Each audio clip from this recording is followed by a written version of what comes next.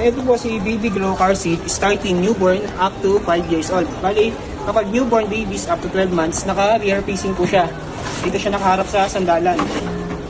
Bali, meron po siyang recline. Pag mga newborn babies, pwede siyang ihiga-higa para mas komportable yung pagsakay ni baby. Yan, ganito po siya pag naka-install. Yan, up to 12 months na dapat nakaganto yung position ng baby. Kasi yung brake ng car, hindi pa kaya ng chest niya, kaya ganito yung position niya. Yan, kapag in-install siya, madali lang siya install. Kukunin niyo itong nasa shoulder belt. Ito. Sila 3805. Kukunin niyo itong shoulder belt. Tapos papadaanin niyo po siya dito sa ilalim ng pads. Sobrang easy lang po. Yan po. Tapos click sa gilid. Tapos yung pinaka lap belt, nakalock po yan dito sa baba. Tapos itong shoulder belt, nakahook naman siya dito sa pinaka-top niya. Yan.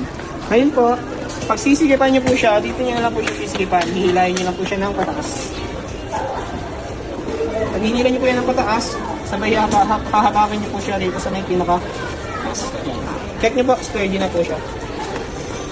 Oo. Safe na po yan. Okay. Kaya ganun lang din, pag dito nandito yung shoulder belt, padaanin nyo rito, or lilipat naman sa kabila. Okay. Ganun lang. Sige. Ganito siya hanggang 12 months. Natutulungan naman po sa inyo yung forward position. Bali, yung forward position, dahil kaya na ng bata yung brake ng car, ganito na yung, lagay niya. Up to 5 years old po, ganito yung pwede na car seat. Ito yung pinakamadaling installation niya kasi parang katulad na lang sa driver, papadaanin lang po sa ito po, dito lang po siya, may red line po siya dyan. Inside na po siya dyan sa likod. Tapos po sa kabila.